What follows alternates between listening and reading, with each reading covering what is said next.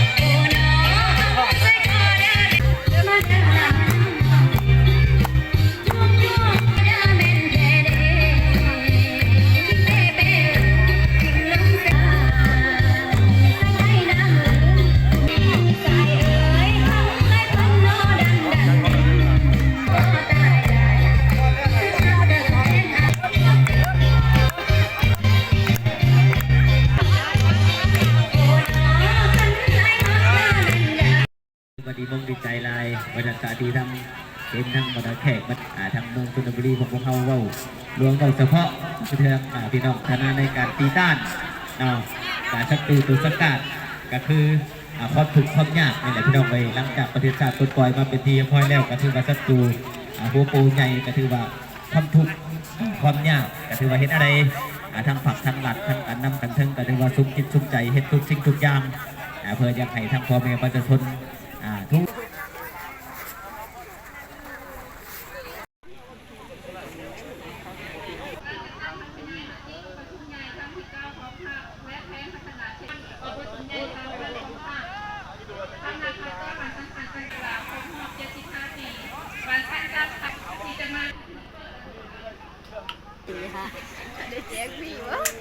ถามอย่างนี้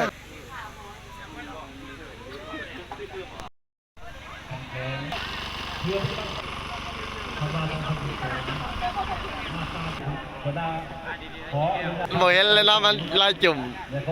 แต่ตอนมันเบิดแบบเมื่อตอนนี้ยังลายอยู่เพศต้นยาสูบก่อนโรงงานให้ได้ทั้งหมด21 เฮกตาร์เนื้อที่1 เฮกตาร์ทดลองนำพาเลี้ยงปลากระสังคือปลาดุกนะและสุขอยู่สัตวแพทย์บ้านให้ได้เคลื่อนไหวสักยาป้องกันพยาธิให้สัตว์เลี้ยงของประชาชนโดยเฉพาะสัตว์ใหญ่งัวควายขอแสดงความขอบใจต่อการนำของแผงที่ช่วยสีน้ำพัดต้นหอดให้งานดังกล่าวนี้เกิดขึ้นจากเป็นการขอจุดขอขอบใจขึ้นกล่าวเปิดพิธีของพวกเขาอย่างเป็นทางการเจ้าขออนุญาตเรียนเชิญห้องเลขาผักแขวงผู้ชี้นำเวียนแนวคิดผักกสิกรรมป่าไม้แขวงที่เคารพในนับถือเพื่อเชิญบรรดาทานแขกที่มีเกียรติเข้าร่วมงานเฉลิมฉลองวันชลประทานแห่งชาติวันที่3 พฤศจิกายนวันซักยากันพยาธิสัตว์แห่งชาติวันที่11 พฤศจิกายนวันดินโลกวันที่5 ธันวาและวันเปิดฤดูการผลิตฤดูแล้งวันที่15 พฤศจิกายน 2024ในนามต่างหน่ายกับการนำเมืองชลบุรีข้าพเจ้าขอแสดงความขอบใจต่อการนำขันแขวงก็คืออินเทคกับบรรณากาศเป็นห่วงเปิดพิธีประตูน้ำเป็นหลักลงใส่น้ำเชิญการนำสาธิตนาว1 3 2 1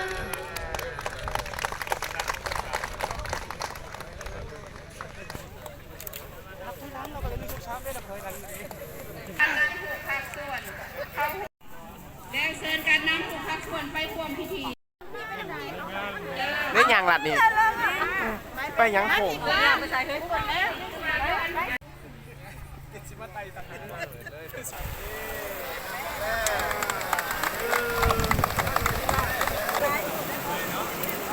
รอถึงหน้าน้ำกันกูเดินไปทางนั้น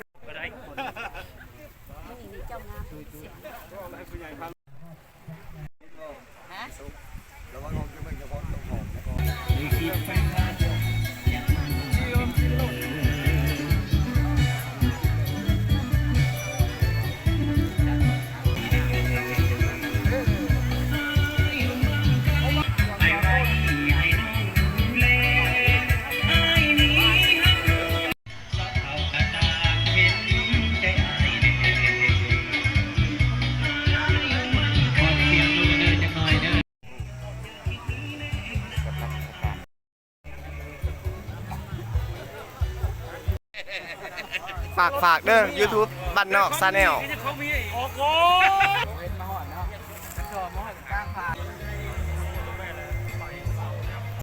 เครื่องยอดเปียก หน้าแซงของเขา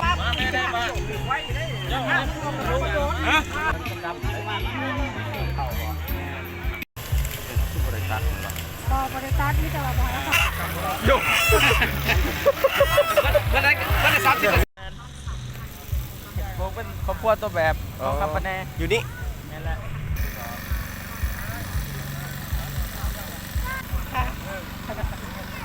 แค่นี้